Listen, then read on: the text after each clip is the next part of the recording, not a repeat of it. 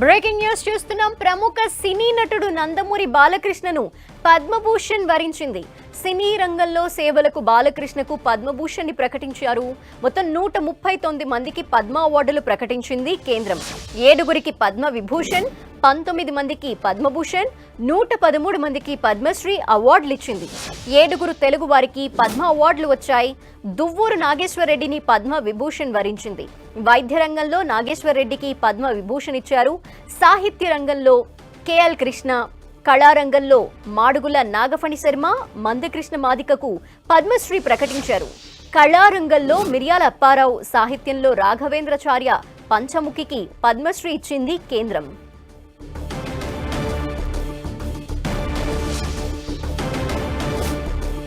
ప్రముఖ సినీ నటుడు నందమూరి బాలకృష్ణను పద్మభూషణ్ వరించింది. సినీ రంగంలో సేవలకు గాను బాలకృష్ణకు పద్మభూషణ్ ని ప్రకటించారు. మొత్తం 139 మందికి పద్మ అవార్డులు ప్రకటించింది కేంద్రం.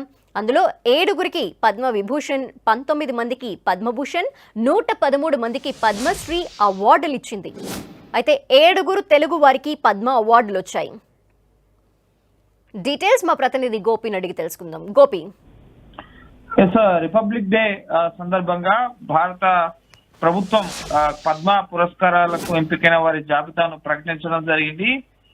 ఇందులో ప్రధానంగా 7గురికి పద్మ విభూషణ్ పురస్కారాలు, 19 మందికి పద్మభూషణ్, అలాగే 113 మందికి పద్మశ్రీ పురస్కారాలని ఈ ఏడాది ప్రకటించడం జరిగింది. మొత్తం 139 మంది పద్మ పురస్కారాలకు ఎంపిక అవడం జరిగింది. ప్రధానంగా కళలు, సామాజిక సేవ, ప్రజా వ్యవహారాలు, అలాగే సైన్స్ అండ్ ఇంజనీరింగ్, వాణిజ్యం, పరిశ్రమలు, వైద్యం, సాహిత్యం, విద్య, క్రీడలు, ఈ విధంగా పౌర సేవలు, ఇటువంటి విభిన్న రంగాల్లో అత్యుత్తమ ప్రతిభ కనబరిచిన వారిని గుర్తిస్తూ ఈ పద్మ పురస్కారాలని, భారత అత్యున్నత పురస్కారాల్లో భారత రత్న మొదటి పొజిషన్ లో ఉంటే, ఇటు పద్మ విభూషణ్ 2వ అత్యున్నత పురస్కారం, 3వ అత్యున్నత పురస్కారం పద్మభూషణ్, 4వ అత్యున్నత పురస్కారం పద్మశ్రీగా భారతదేశంలో ఉన్నాయి. సో వీటికి సంబంధించి తెలుగు రాష్ట్రాలకు సంబంధించి ముఖ్యంగా ఈసారి పురస్కారాలకు సంబంధించి అనేక మంది ప్రముఖులు ఎంపిక అవ్వడం జరిగింది. ఇందులో ఇటు పద్మ విభూషణ్ కేటగిరీలో దువ్వూరు నాగేశ్వరరెడ్డికి వైద్య విభాగంలో పద్మ విభూషణ్ పురస్కారం దక్కడం జరిగింది. అలాగే నందమూరి బాలకృష్ణకి కళారంగం నుంచి పద్మభూషణ్ పురస్కారం, అలాగే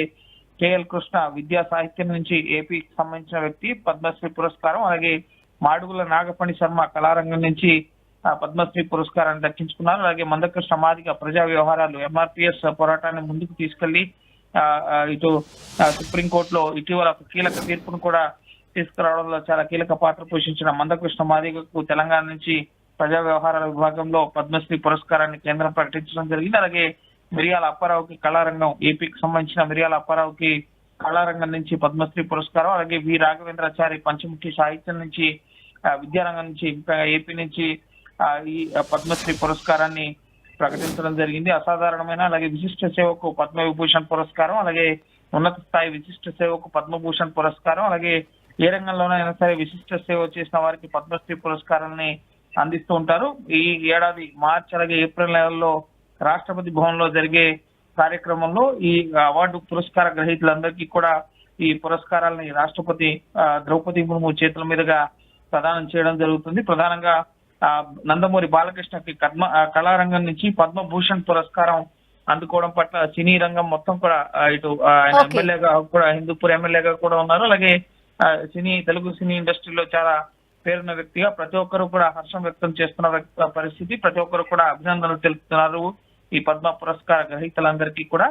సో ఈసారి అనేక దేశాలకు సంబంధించిన ప్రముఖులకు కూడా ఇటు ఈ పురస్కారాలని ప్రకటించడం జరిగింది. 23 మంది మహిళలు ఉన్నారు. అలాగే 10 మంది విదేశీయులకు కూడా ఈ పద్మ పురస్కారాలని కువైట్, బ్రెజిల్, అమెరికా, అలాగే జపాన్, ఈ విధంగా వివిధ దేశాలలో ముఖ్యంగా విశిష్ట సేవలు అందించిన వివిధ రంగాల్లో ప్రముఖులకు కూడా ఈసారి పద్మ పురస్కారాలని కేంద్రం ప్రకటించడం జరిగింది. Okay, thank you Gopi.